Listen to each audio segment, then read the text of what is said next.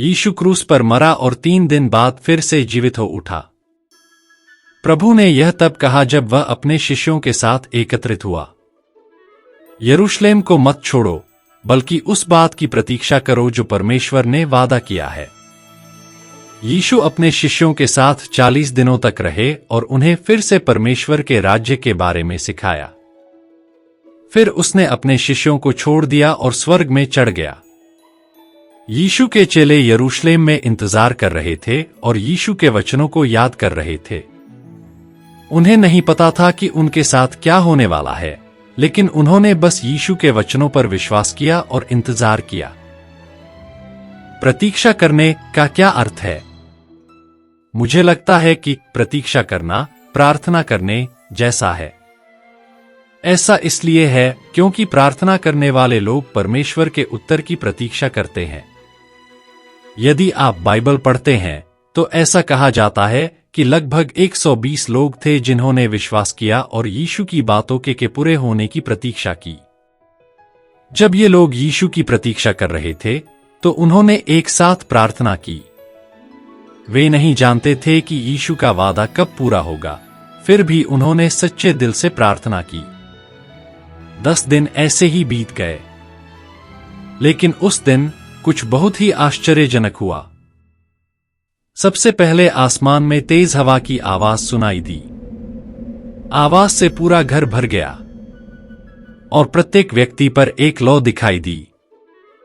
यह एक विशाल आग की तरह उठ रहा था और अंत में आग की लपटें प्रत्येक व्यक्ति पर गिर गईं। जो लोग प्रार्थना कर रहे थे उन्हें लगा कि उनके साथ कुछ नया हुआ है और उन्होंने महसूस किया यह यीशु का वादा है। बाद में उन्होंने कबूल किया, पवित्र आत्मा हम पर उतर आया है। पवित्र आत्मा प्राप्त करने वालों में परिवर्तन हुआ। वे उन चीजों को कहने में सक्षम हो गए जो वे नहीं कर पाए थे। एक विदेशी भाषा बोलने की कल्पना करें जिसे आपने पहले कभी नहीं सीखा होगा। बाइबल इसे अन्य भाषा में बोलना कहती है। पवित्र आत्मा प्राप्त करने वाले लोगों के अन्य भाषा में बोलने के कई कारण हैं।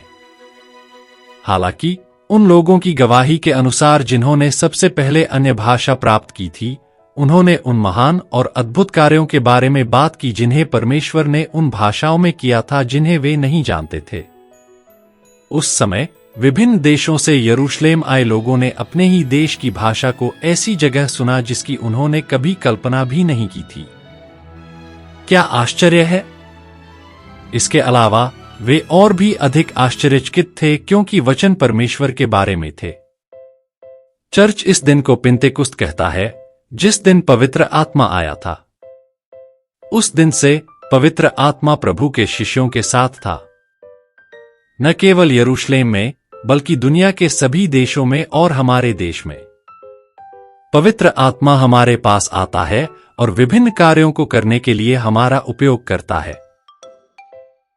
प्रेरित पौलुस यह कहता है, जिन्होंने पवित्र आत्मा प्राप्त किया है वे उस फल को उत्पन्न करते हैं जो पवित्र आत्मा देता है। आज के संदेश में शिष्यों की तरह हम ऐसे लोग बन सकते हैं जो परमेश्वर के कार्यों और शांति के लोगों को फैलाते हैं। इसके अलावा कुछ लोग प्यार के पुरुष और महिला बन जाते हैं। जब हमारे हाय बाइबल मित्र प्रार्थना करते हैं और प्रतीक्षा करते हैं तो पवित्र आत्मा निश्चित रूप से आपके साथ होगा जैसा कि यीशु ने वादा किया था। हम आशा करते हैं कि आप सभी ऐसे मित्र बनेंगे जो पवित्र आत्मा के साथ चलते हैं और पवित्र आत्मा के फल को उत्पन्न करते हैं।